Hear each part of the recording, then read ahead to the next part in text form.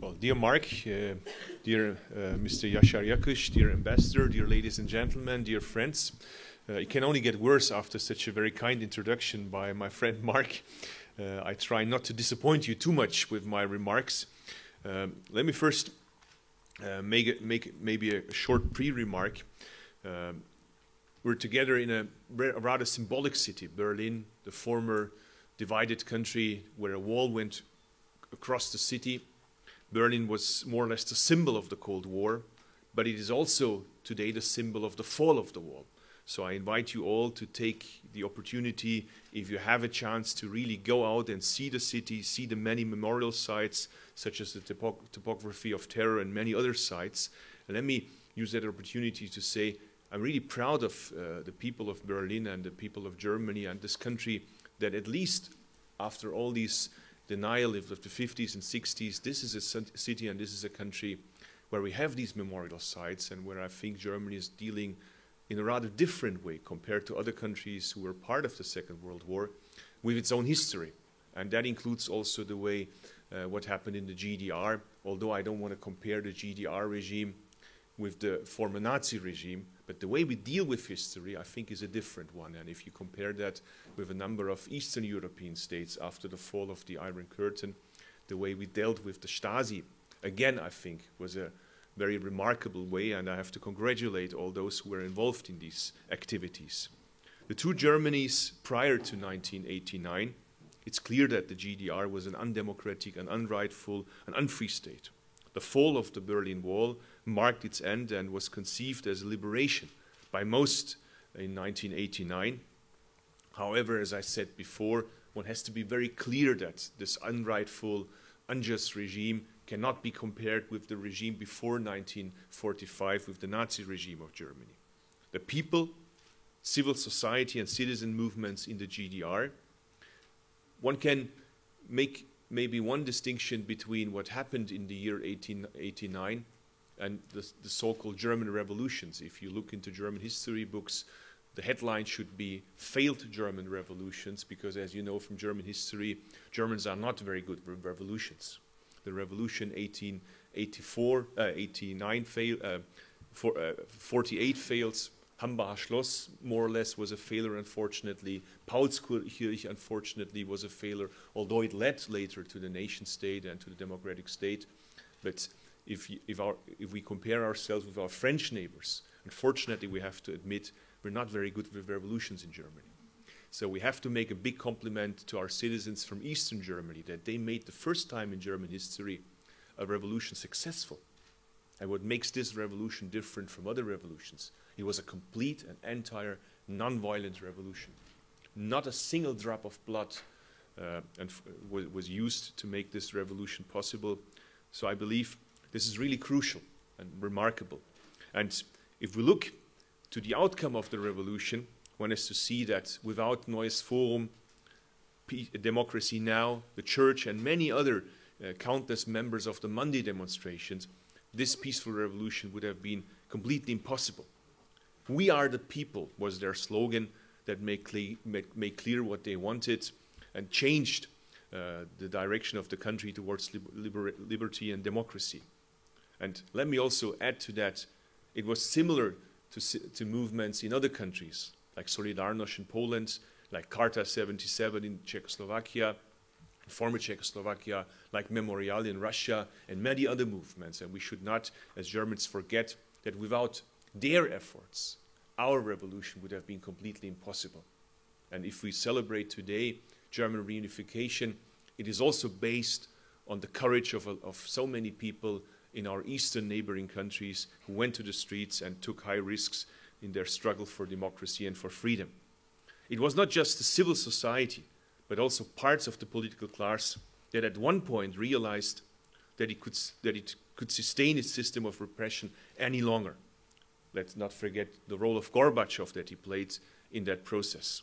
The peaceful revolution and the subsequent fall of the Berlin Wall did not only symbolically trigger the unification of Germany and eventually the myths of the Soviet Union and the Eastern Bloc and the fall of many dictatorships in Eastern Europe.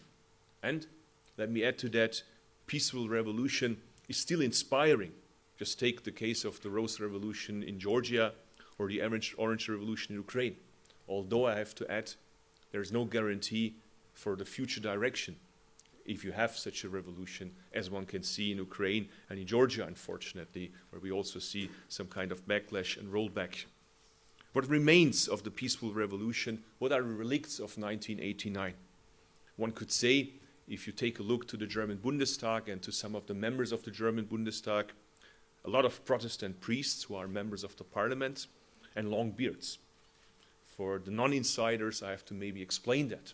In the former GDR, the only way to express peaceful opposition and to have some kind of space where you can express different views was a church. There was no other opportunity. So to have a long beard, opposite to some perceptions in the rest of the world, here was an expression of freedom and was an expression of being independent from the regime. So that's why especially the Social Democrats, but also some other parties, still have a high number of Protestant priests in the parliament. I think that makes us very different from most of the rest of all other democratic parliaments. I haven't heard of any other democratic parliament in the world where there's so many Protestant priests running for office. The reason, as I said, is a very rational one. The ideals and memories of 1989 events are still very present in my party. Alliance 90, one part or root of the party, of the German Green Party, and its members played a big role in the peaceful revolution, and nowadays still are a vital part of our party. Greens are the only party, and I want to underline that changed its name after unification.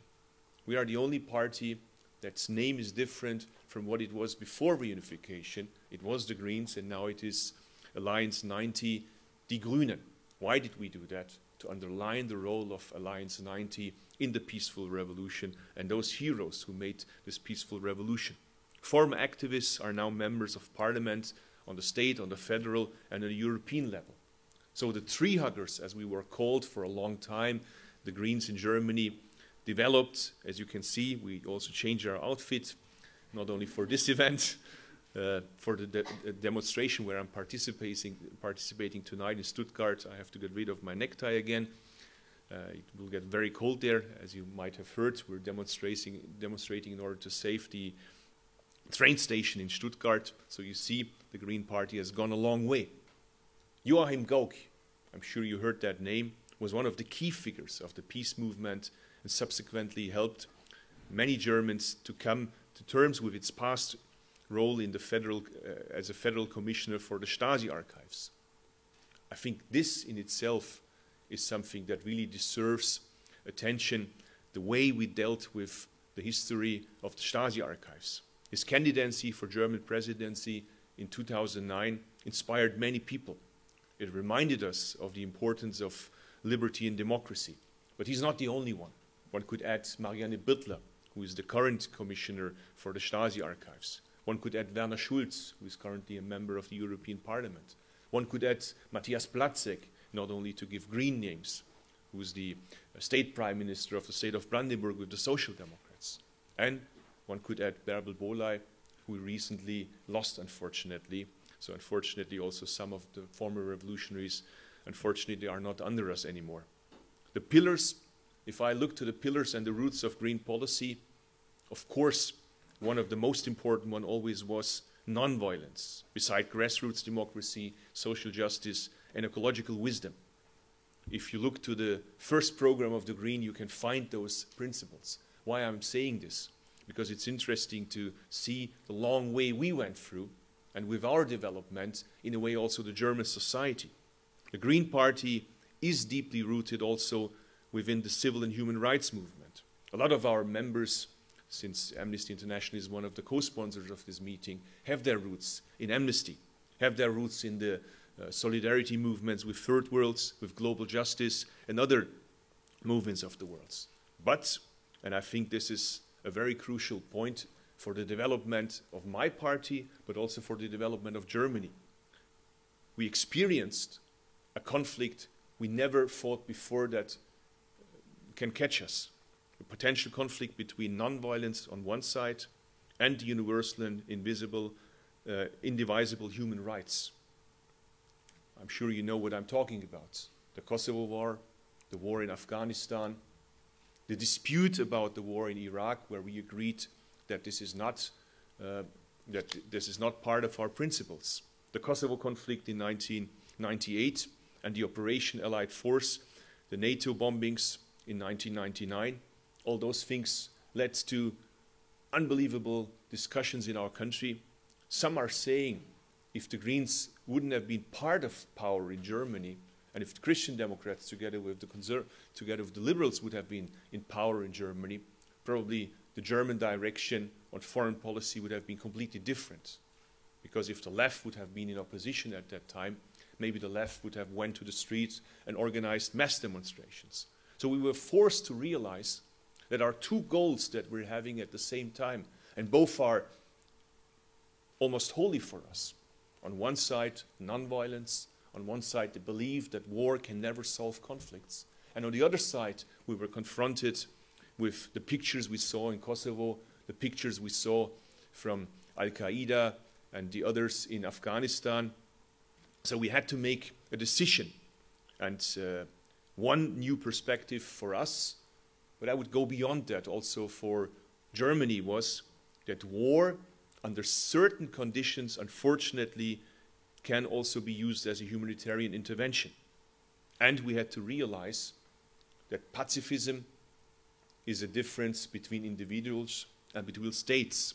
So this is an ongoing debate that is, as you can follow in the debate about Afghanistan, continuing in our country and moving a lot of people in our society. Let me close by some remarks about German unity beyond East and West. German unity is beyond the unity of East and West Germany. A united Germany in 2010, in my opinion, must go one step further. In 1989, Germans from East Germany and Germans from West Germany came together and assembled under one new umbrella as the United Germany. But in my opinion, beside its glory, it's also a history of a missed opportunity. Why am I saying a missed opportunity? Because in my opinion, it would have been an incredible chance to go that one step further and say we also include the people of non-German origin under that bigger umbrella of the new reunified Germany. Today I believe it's still not too late. So I think if we want to complete the reunification process of Germany, it is time to say that non-Germans, people of non-German origin from both sides, from East and from West, as you know, in East we also had people from the so-called brother states, Mozambique, Angola, Vietnam, Cuba and other countries, and in the West the so-called guest workers, my forefathers. They also belong to this country, they're taxpayers, so I think it would make sense to also define what makes this new Germany.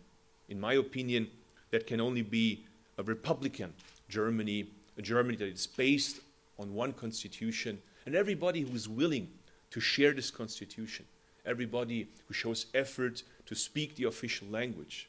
I had to do that as well, by the way, because I was speaking a German accent, a German dialect of the southwest of Germany, Swabian. So everybody who shows effort to speak the official language and everybody who adapts to the labor market, to the school system, in my opinion, is welcome and belongs to our country and should become a citizen. And I believe this is in the very interest of the majority and of this country. Let me conclude by some concern. I've talked about the great way we left behind and the successes we had. But if I look around in Europe, and that includes my own country, Germany, if I see Geert Wilders in the Netherlands, if I see how he's playing with democratic parties and with the government, if I see what's happening in France with the Roma crisis, if I see the reaction vis-à-vis the European Commission, if I see that big countries in the European Union think that they have different rights from smaller countries inside the European Union, if I see that we have conditions towards potential member states who want to join the European Union, as Turkey, and Yashar Bey knows that very well, and if I see how we ourselves are behaving different from the countries that we want to join the European Union, I think we have to talk about our values. Populist movements in Europe are a serious threat to us, and we need more time to discuss that, what this means for our experience from 1889. I don't think that the movements of 1889, what they inspired was this kinds of racist, anti-Semitic, anti-Muslim movements. So one of the heritages of this movement should be that we should stand united and together against all kinds of populist movements under which umbrella, whatever they assemble. Thank you very much, and I wish you a great discussion. And unfortunately, I cannot participate in the following debates, although I would have loved to listen to other speakers. And as always, I enjoy to be with the ICD. Thank you.